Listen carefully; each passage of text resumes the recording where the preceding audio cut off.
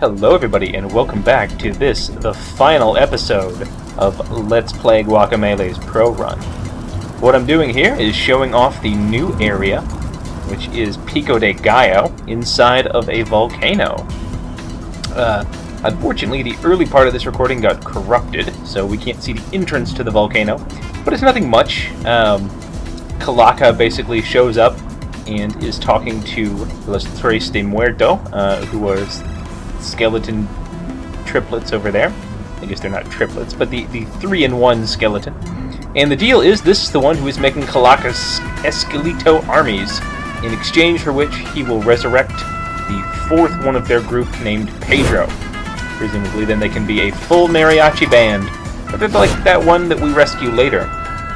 But I'm not exactly sure about the cosmology of Guacamelee, because, I mean, they're all dead, and presumably Calaca is now in charge of Hell, having kicked out the devil. Maybe he just escaped from it, who knows. But I guess there's also sort of a concept of dying, who knows. Look, it's complicated in Guacamelee, and so we're pulling the old switcheroo to sneak in here. I have gotten a few upgrades in health and special moves, as you can see.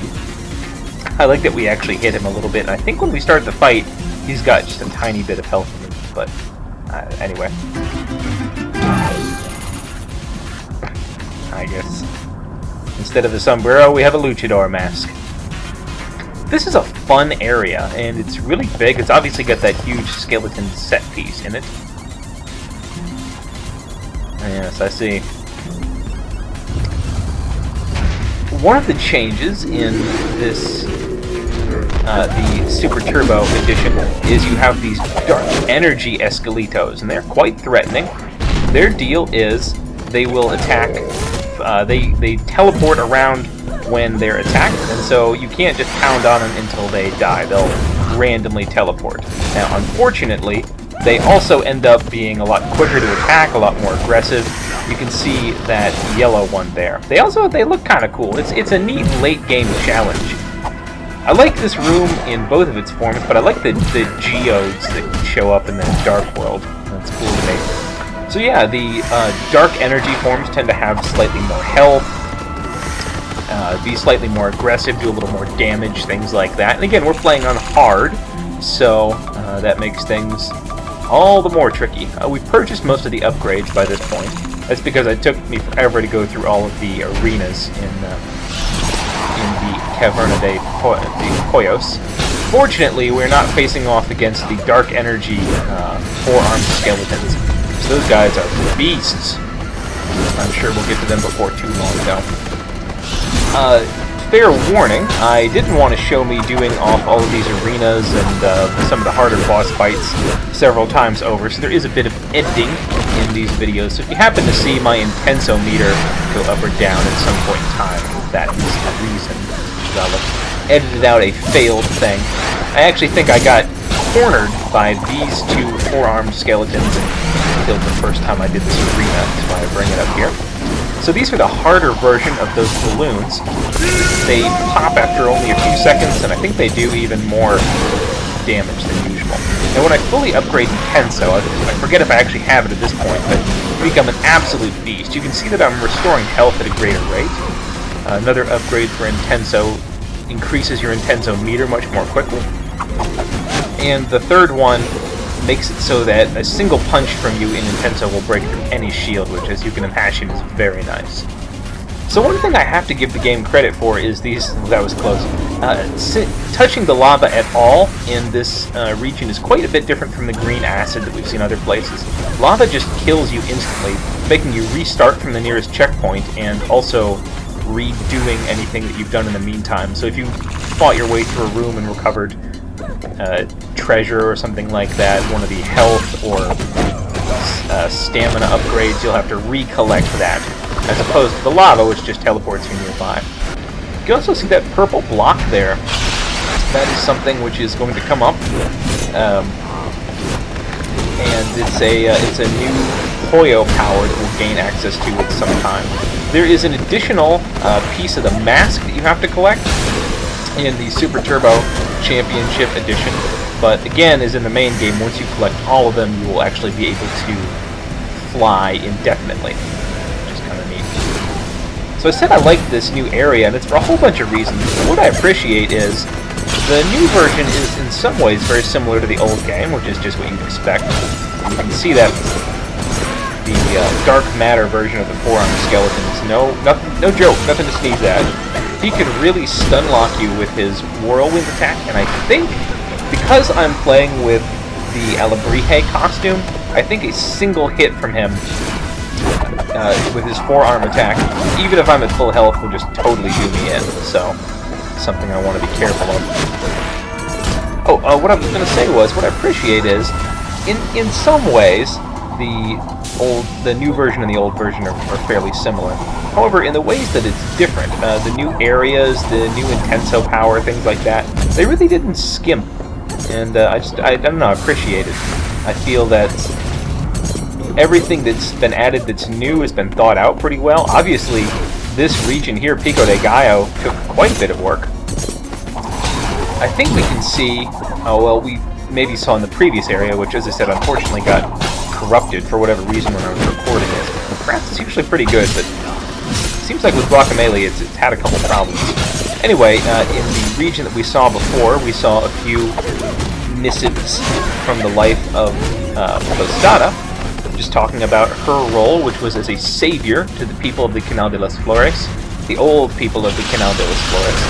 Unfortunately, she settled them too close to this active volcano, with fairly predictable results, I guess.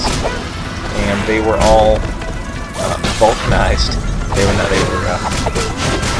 made into hash by exploding volcanoes. Now I'm activating Intenso here because I do still have to fight my way through two yellow guys. When they jump and hit the spikes, that can take care of them fairly neatly. But obviously you touching them is an instant death as well. So that's just sort of what I meant. I don't know, this area doesn't at all, I would say in any way, feel rushed or half done to me. See, even little things like this room here, you'll only just about, I think this is the only place you see this in the whole game, where switching between the light world and the dead world makes the platforms go up and down, and so you have to modulate and get a path for yourself, and they all go at different speeds. I wonder if part of the thing was they had a whole bunch of ideas that they didn't find time for or fit into the main edition, and the Super Turbo Championship Edition, specifically Pico de Gallo, is their way to correct that. Now, some of the existing arenas are changed a bit. You access Pico de Gallo by playing through the game just as regular until you reach the part where you would normally head up into the mountains and chase Jaguar Javier across... gotta be careful with the saw blades here. Chase Jaguar Javier across the bridge, through the mountains, and then eventually confront him at the very top. Before you can even get far into the mountains, you're told that he has taken a bridge out, and at that point you don't have to goat fly. You just newly have the goat run from having dealt with one of the previous bosses, having dealt with Flameface. I kept in the fight with Jaguar Javier just to show what a hard mode fight of that nature is. The fight with Flameface and with the Witch are pretty much exactly the same as what we would have seen. And in fact, I may have shown those off before. Anyway, they're the same as what we would have seen in the tag team runs. So basically, from this point on, I've shown off everything that there is to show. I really like this big... I have no idea what he's supposed to be. If this is the place, like if you stuff all the bones in there, and then things come out of it, but you see this kind of, I don't know, maybe necromantic machinery or something like that. It kind of looks like a cross between a big steam engine and then something a bit more sinister. In these big arenas with a lot of different enemies in them, really some of your best friends are that back throw there, because that stuns everybody, and it does enough damage that it really takes out the quickly exploding pumpkin things there.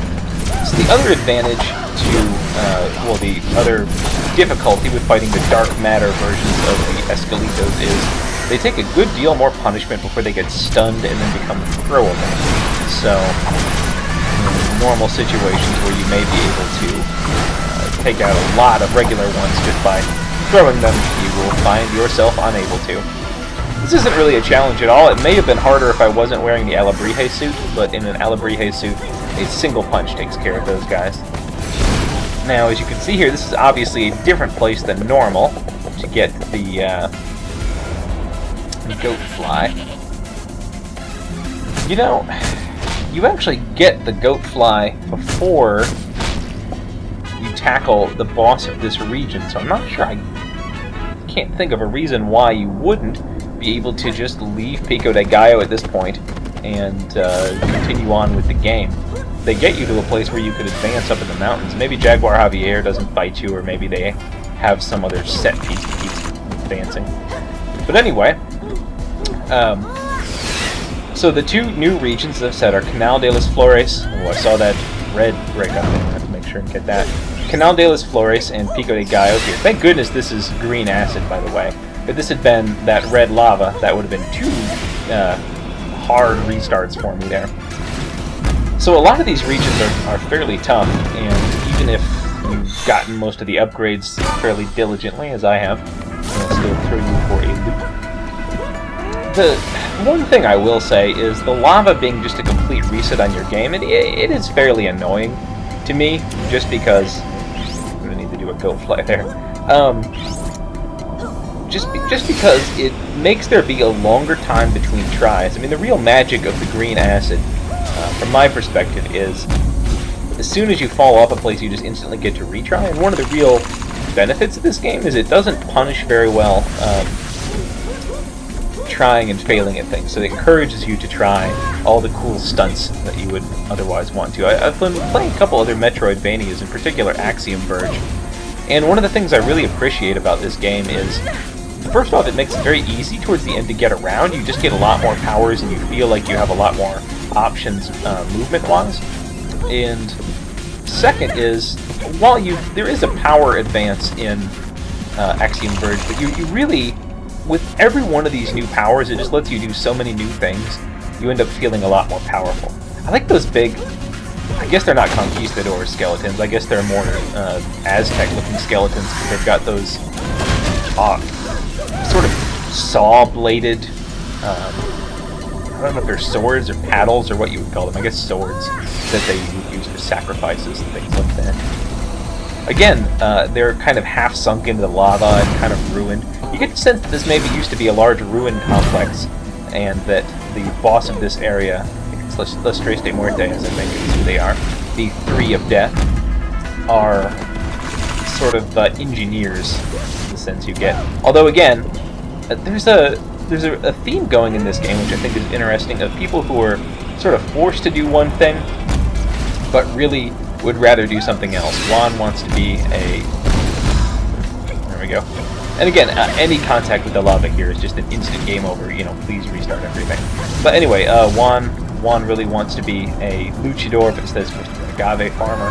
This boss we're fighting here, I think we can sympathize with, because he wants to... See, that you kind of had to know that was there. You can always goat fly there and back, which just makes it a bit more annoying. He wants to be, I assume, just in a mariachi band with his friend. Okay. Forget if we've discussed these guys before. This is the new skeleton.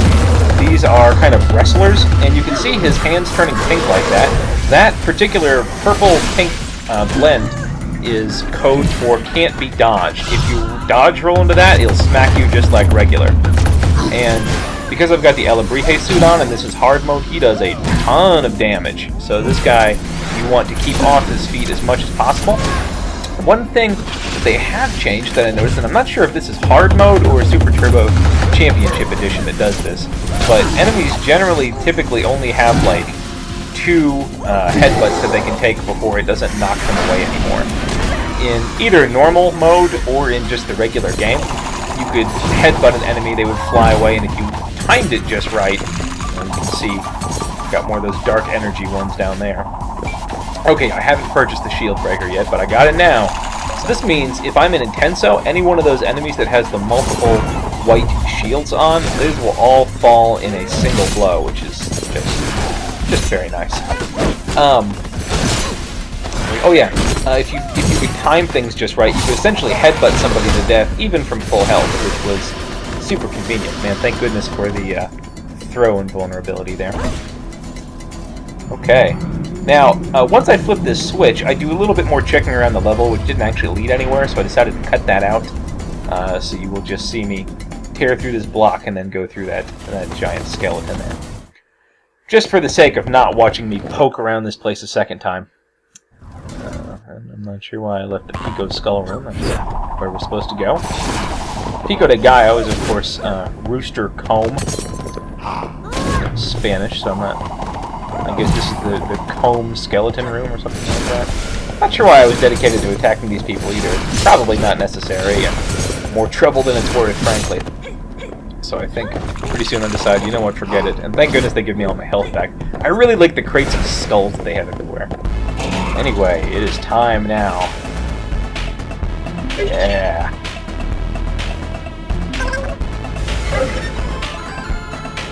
I like how he's still playing guitar. So we've canonically taken out about 500 skeletons at this point, that sounds right. Also notice Skelephone.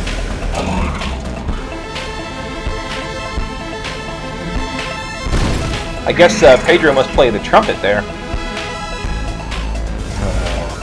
They really want to earn the Abuelita Award. I should look up and see if that's a real thing. An Abuelita. Abuela would be a grandmother. The demise dingus, that's us. Hello!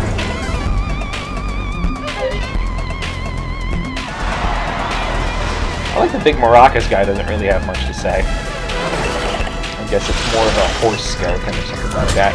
Anyway, this is a fun fight. You can see he's got that awful multi-shield on to begin with here. So I think I flipped into... No, I don't. I'm just counting until it goes down. I was going to say, I could have flipped into Intenso and taken that right out, and I really should get out of here. Fortunately, these notes weren't undodgeable yet. Taking them out that much gives him pause. Now, this is something I probably should have figured out way earlier, because everybody always has to throw things on. However, mashing them up a bit first, you know, does give me some extra health. So not if I keep people taking hits, though. Yes, Intenso is also good for quickly building up some health as we take out a bunch of enemies. Not if I take it in the teeth. Not to mention there's a natural health gain just from being in Intenso itself. And I was able to keep most of it. Now, obviously, to you and I, watching from our armchairs, what we're supposed to be doing here is, yes, throwing enemies at El Trio. I guess I didn't figure that out quite just yet. You can see how to...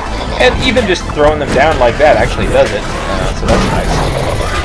You're meant to throw it actually at him, but obviously that backwards throw hits everybody in the room, so that counts. I was saying he was glowing that purple here, which indicates that he is invulnerable. Oh gosh, here I am again. Yeah, this was the proper time for Intenso. Intenso is nice, it just adds an extra little amount of durability. Alright, halfway down.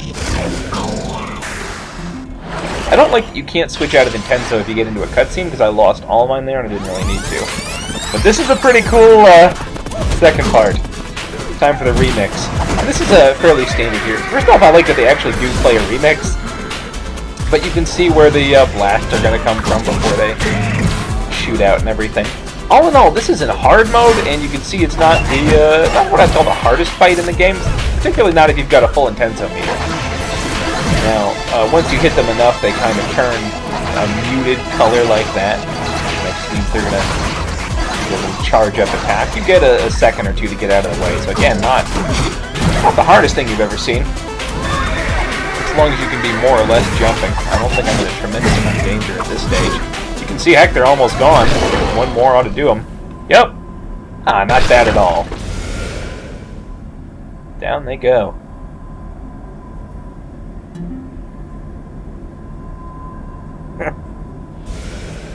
Yeah, you wonder about the origin of the trace there. But I guess we just killed a skeleton.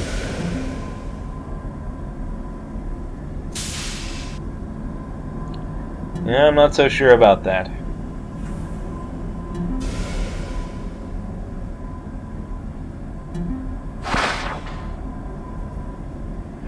Well, that was sort of a bittersweet end to it. Again, I'm not sure what happens if you avoid this fight altogether. You can see there's an opening in the top left up there, but it took me a second to notice that. I like that it's kind of half workshop. Oh, you can notice, did you see Grim Fandango's skull up there? I didn't see that actually until this one right here. If you didn't see it, please go back and look at the top left of the screen during that fight for Grim Fandango's skull. That's just a neat little thing. I had beaten him before, but never when I was connected to Steam, so this was my first time getting to that achievement. I guess not a whole lot of people are playing the Super Turbo Championship Edition, because I was kind of taking things slow and easy, and I still got like the 47th best time in the world when I 100%ed hard mode this time. The hard mode is significantly harder. They do add in a bunch more skeletons, and particularly challenging ones, which really just ups the ante, I'd say. So, now that we have Goat Fly, we can fly past the broken bridge, as you can see there. And we catch up with Jaguar Javier, as is normal. This is more or less like the fight that Ms. Bundefunda went through. I actually do fairly well in this one. One thing that I appreciate about the release, this new release, is how they made the undodgeable attacks that really just vibrant purple.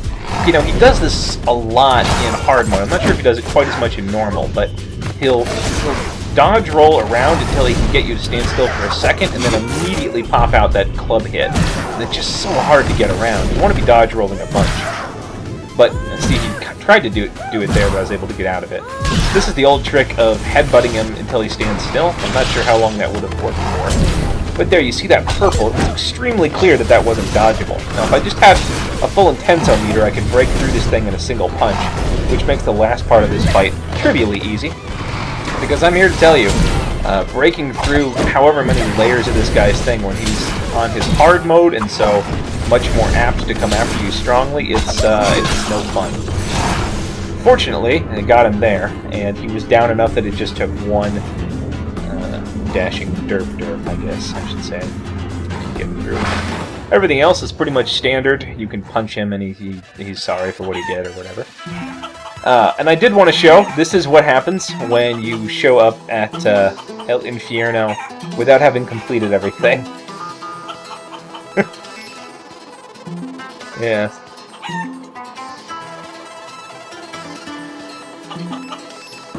You wonder what kind of paperwork they have in hell. I guess what charge everybody was charged with, or what their sins were. Although honestly, everybody just seems to be condemned to a desk job and paperwork here in hell. It sounds that bad to me. I do like that his office is so fancy. I'll be showing off El Infierno in the other video that I do, so we'll go over how to do all of those challenge rooms. But for now, I'll just show you what happens when you get the silver medal in there. You get the Pollo Bamba, which means as a chicken you're able to lay eggs. It's basically just like in Metroid. It just makes this game a little bit more Metroid. And as you can see, by completing enough to open his office, he runs up and pretends like he's been there the whole time. I guess it does.